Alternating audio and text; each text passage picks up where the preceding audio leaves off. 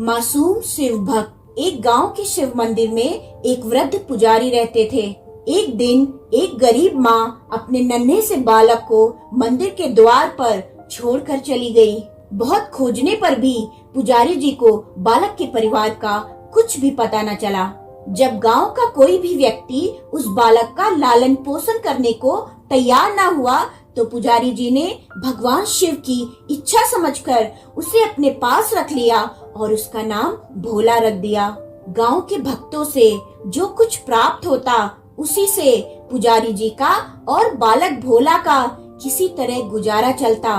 यदि किसी दिन कम भी पड़ता तो पुजारी जी भगवान को भोग लगाकर और बालक को भोजन कराकर स्वयं गंगा जल पीकर रह जाते। धीरे धीरे भोला बड़ा होने लगा। फिर वो पुजारी जी के काम में हाथ बटाने लगा। अब वृद्ध हो चुके पुजारी जी के थके हारे हाथों को कुछ आराम मिलने लगा। अब पुजारी जी ने भोला को मंदिर की सफाई, भगवान शिव की पूजा, उनको भोग लगाने और उनकी आरती करने की विधि अच्छे से समझा दी। अब पुजारी जी स्वयं भगवान शिव के नाम के जप और पूजा में समय व्यतीत करने लगे। एक दिन भगवान शिव के मंगलकारी नाम का जप शिव शिव शिव शिव करते हुए पुजारी जी के प्राण छूट गए। अब बालक भोला का इस संसार में भगवान शिव के सिवा और कोई सहारा न रहा। उसने पुजारी जी की ये 3 बातें कभी नहीं भूली। भगवान भोलेनाथ शिव शंकर को ताजी गरम रसोई का ही भोग लगाना, भगवान को भोग लगाए बिना स्वयं कुछ भी नहीं खाना, भगवान शिव पर विश्वास रखकर कभी भी किसी भी वस्तु का संग्रह ना करना, बासी भोजन का भी नहीं। यदि कोई भक्त पहले से बना भोजन या मिठाई मंदिर में दे जाता तो बालक भोला उसे गरीबों में बांट देता। वह ताजा भोजन बनाकर ही भगवान को भोग लगाता। उसके बाद ही स्वयं प्रसाद ग्रहण करता और अगर बचता तो उसे बांट देता। अगर भोजन बनाने की सामग्री ना होती तो भोले बाबा और भोला दोनों गंगा जल पीकर ही रह जाते। एक बार बरसात का मौसम आया और 3-4 दिन तक लगातार मूसलाधार वर्षा होने से मंदिर में एक भी भक्त नहीं आया। भोला अपने भोले बाबा को गंगा जल का ही भोग लगाता और खुद भी गंगा जल ही पीकर रह जाता। भोले बाबा बालक की सहन शक्ति और भक्ति की परीक्षा लेते रहे, किंतु आखिर में अपने भक्त बालक को भूख से तड़पते देख उनसे रहा न गया। महादेव ने सेठ के नौकर का रूप धारण किया और हाथ में भोजन की सामग्री की पोटली लेकर वर्षा में भीगते हुए मंदिर के द्वार पर जा पहुँचे। उन्होंने आवाज लगाकर भोला को बुलाया और उसके हाथ में पोटली देते हुए बोले, सेठ जी ने यह कच्चा राशन भेजा है, इससे भोजन बनाओ, भगवान को भोग लगाओ और स्वयं भी प्रसाद पाओ। मैं कल फिर आऊंगा। भोला ने अपना आशीर्वाद देकर उन्हें विदा किया और सूखी गीली लकड़ियों के धुएं में गरम भोजन बनाकर भोले बाबा को भोग लगाया। पूरे बरसात के मौसम में भोले बाबा नौकर के वेश में भोला को भोजन देने आते रहे और स्वयं भी गर्मा गर्म भोजन का भोग पाते रहे। एक दिन भोला ने सोचा कि सेठ जी को कच्चा राशन भेजते हुए 3 महीने हो चले हैं, किंतु वे स्वयं कभी मंदिर में भोले बाबा का प्रसाद ग्रहण करने नहीं आए। फिर अगले दिन जब भोले बाबा नौकर के वेश में कच्चे राशन की पोटली देने आए तो भोला उनसे बोला, भाई तुम्हारे इतने धर्मात्मा सेठ जी कभी स्वयं मंदिर में प्रसाद लेने नहीं आए, इस कारण मेरा हृदय अत्यंत दुखी हो रहा है। अपने सेठ जी से कहना कि कल वे भी मंदिर में प्रसाद ग्रहण करने अवश्य आए।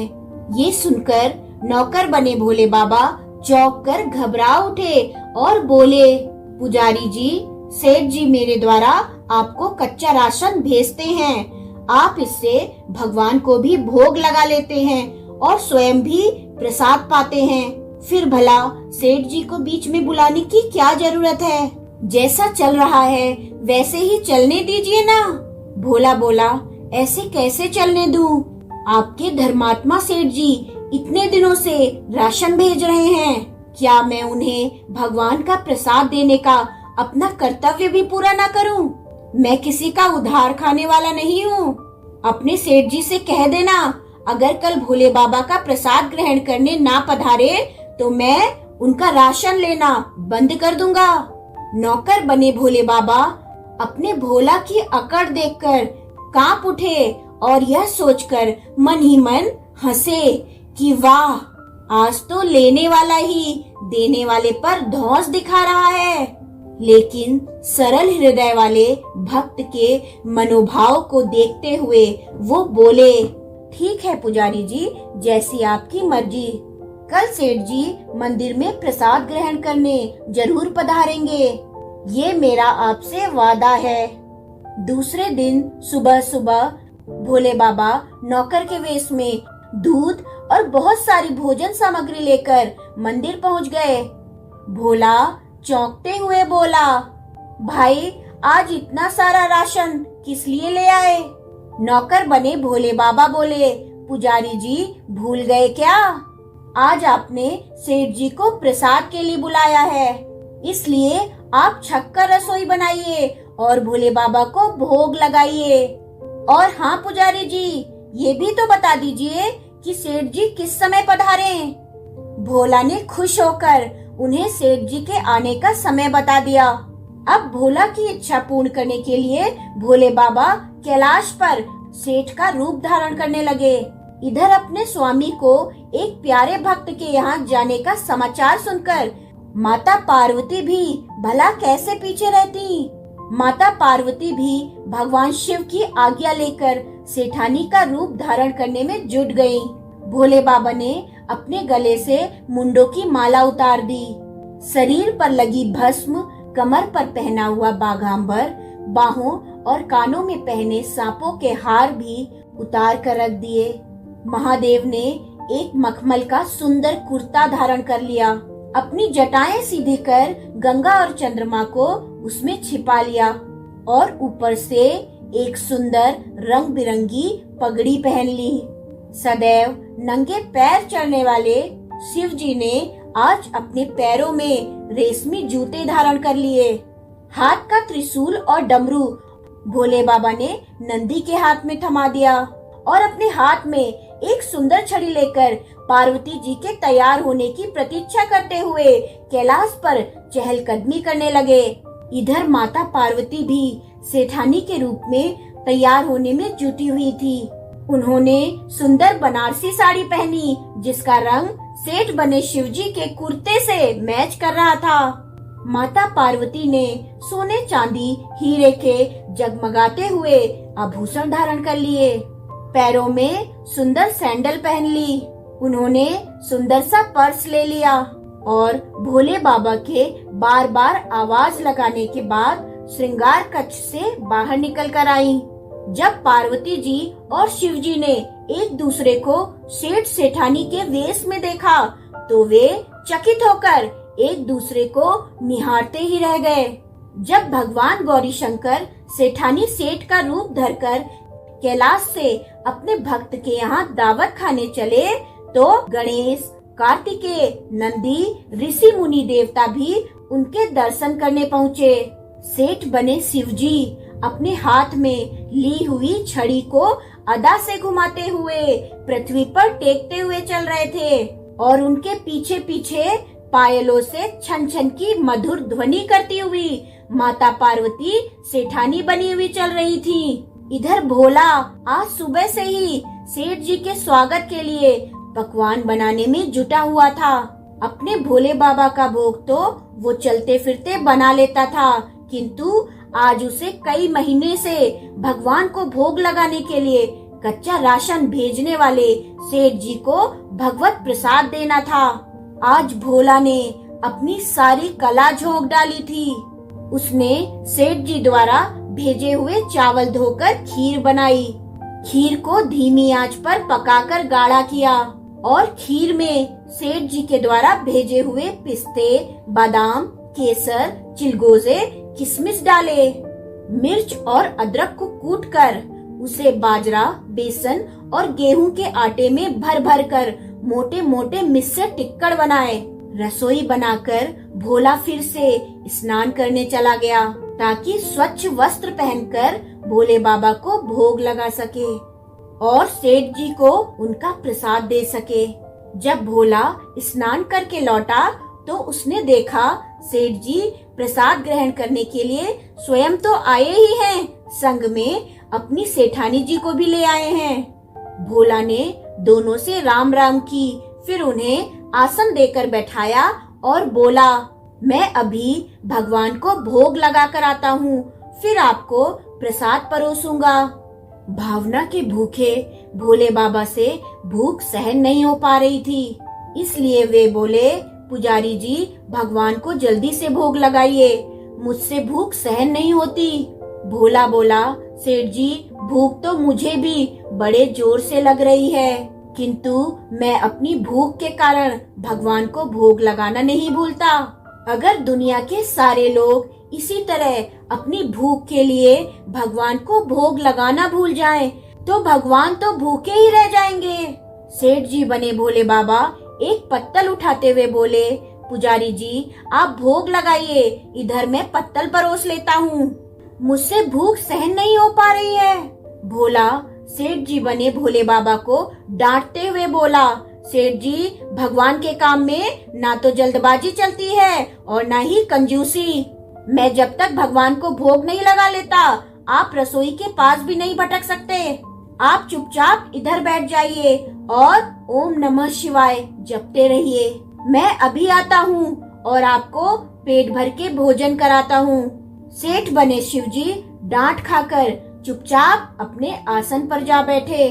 सेठानी बनी पार्वती उनकी यह दशा देख बड़ी मुश्किल से अपनी हंसी रोक पाई, लेकिन जैसे ही भोला पत्तल में सामग्री लेकर भगवान को भोग लगाने मंदिर में गया, शिवजी पार्वती जी को मौन रहने का संकेत करते हुए चुपके पैर रखते हुए रसोई में पहुंच गए और उन्होंने एक एक व्यंजन उठाकर चखना शुरू कर दिया। भोले बाबा तो प्रसाद को चखते ही भौचक्के रह गए। खीर में चीनी की जगह नमक भरा हुआ था और सब्जियों में चीनी भरी हुई थी। जैसे ही भोले बाबा ने रोटी का एक टुकड़ा तोड़कर खाया, वे सीसी करने लगे, क्योंकि रोटी में मिर्च ही मिर्च भरी थी। वे सीसी करते हुए उल्टे पैर भाग गए और अपने आसन पर जा बैठे। माता पार्वती अपने स्वामी की यह हालत देखकर खिलखिलाकर हंस पड़ी। इससे पहले कि भोले बाबा पार्वती जी के सामने कुछ सफाई दे पाते, भोला ओम नमः शिवाय मंत्र का जप करते हुए आ पहुंचा। उसने भोग को रसोई में मिलाकर उसे पवित्र बना डाला।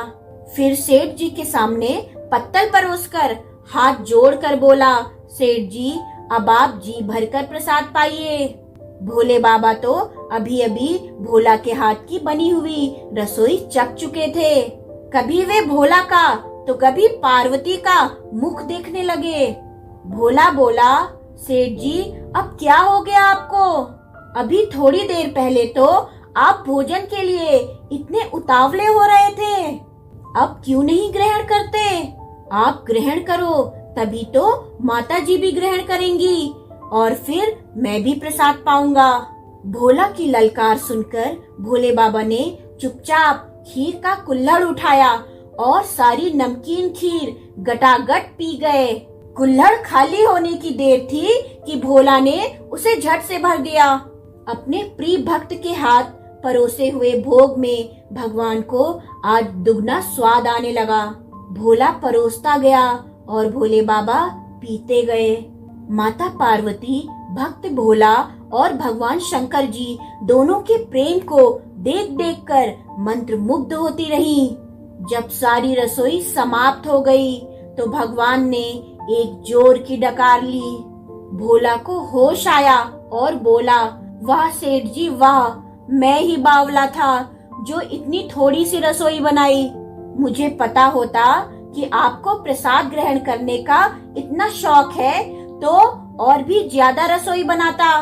भोले बाबा अपने पेट पर हाथ फेरते हुए सेठानी बनी पार्वती जी की ओर मुस्कुराकर देखते हुए बोले, पुजारी जी, मैं इतना रोज कहाँ खाता हूँ, किंतु आज प्रसाद इतना स्वादिष्ट बना था कि अपने पर वश ही नहीं रहा और खाता ही चला गया। किंतु तभी भोला भक्त रुआंसा होकर बोला, सेठ जी, वह तो आपने ठीक किया, लेकिन माता जी तो भूखी ही रह गईं। माता पार्वती से भोला का रुआंसा मुख देखा नहीं गया। फिर उन्होंने भी खीर को ग्रहण किया। भोले बाबा द्वारा भोग लगाने से प्रसाद में अद्भुत अलौकिक स्वाद भर गया था। ऐसी सुगंधित मीठी खीर चखकर जगत जननी माता पार्वती तृप्त हो गई और उनके तृप्त होते ही सृष्टि का प्रत्येक प्राणी तृप्त हो गया।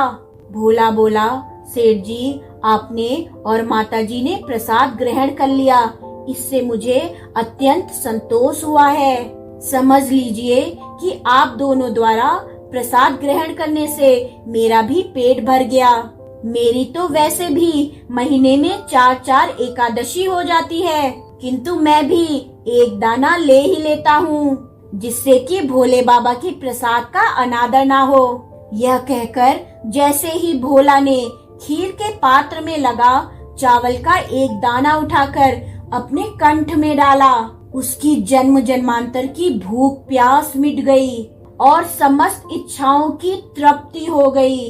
उसके ज्ञान के नेत्र खुल गए और उसने देखा कि उसके सम्मुख त्रिलोकीनाथ भगवान शंकर और जगत जननी माँ पार्वती आशीर्वाद की मुद्रा में मुस्कुराते हुए खड़े हैं। भोला दौड़कर उनके चरणों में लौट गया और उनके दर्शन पाकर भोला का जीवन धन्य हो गया।